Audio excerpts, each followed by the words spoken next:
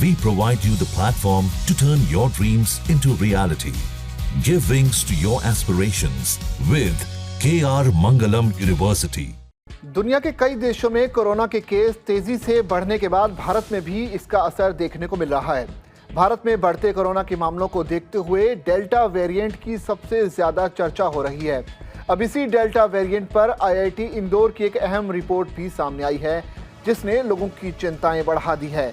IIT Indore के research में पता चला है कि साइलेंट हार्ट अटैक व थायराइड जैसी समस्याएं कोरोना वायरस के डेल्टा वेरिएंट की वजह से ही हो रही हैं।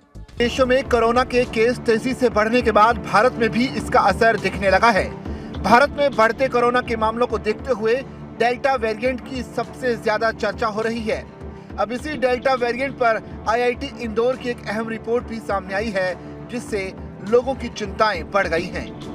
भारतीय प्रौद्योगिकी संस्थान यानी IIT इंदौर के रिसर्च में पता चला है कि साइलेंट हार्ट अटैक व थायराइड जैसी समस्याएं कोरोना वायरस के डेल्टा वेरिएंट की वजह से ही सामने आ रही हैं। ICMR के सहयोग से ये रिसर्च किया गया। ये research journal of proteome research में प्रकाशित हुआ है। इसमें बताया गया है कि कोविड के विभिन्न वेरिएंट ने मानव शरीर को किस प्रकार प्रभावित किया है।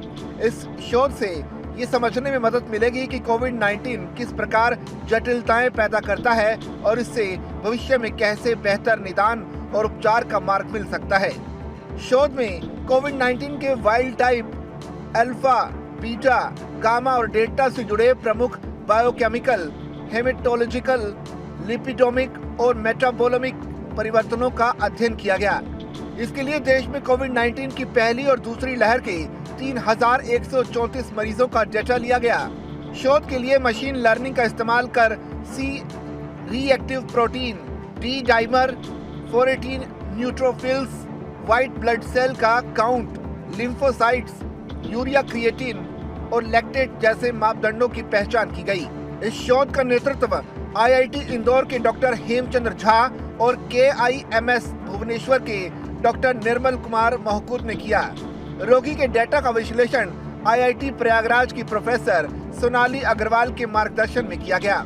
शोधकर्ताओं ने वायरस के प्रभाव को समझने के लिए मरीजों के डेटा के अलावा स्पाइक प्रोटीन के संपर्क में आने वाले फेफड़े और कोलन कोशिकाओं का भी अध्ययन किया।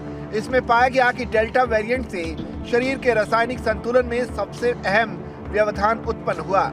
इसने कैटेकोलामाइन और थायराइड हार्मोन उत्पादन से संबंधित मार्गों को प्रभावित किया, जिससे साइलेंट हार्ट फेलियर और थायराइड जैसी समस्याएं हुई हैं। इस निष्कर्ष को मेटा एनालिसिस का भी समर्थन मिला, जो यूरिया और अमीनो एसिड मेटाबॉलिज्म में गड़बड़ी की ओर इशारा करता है।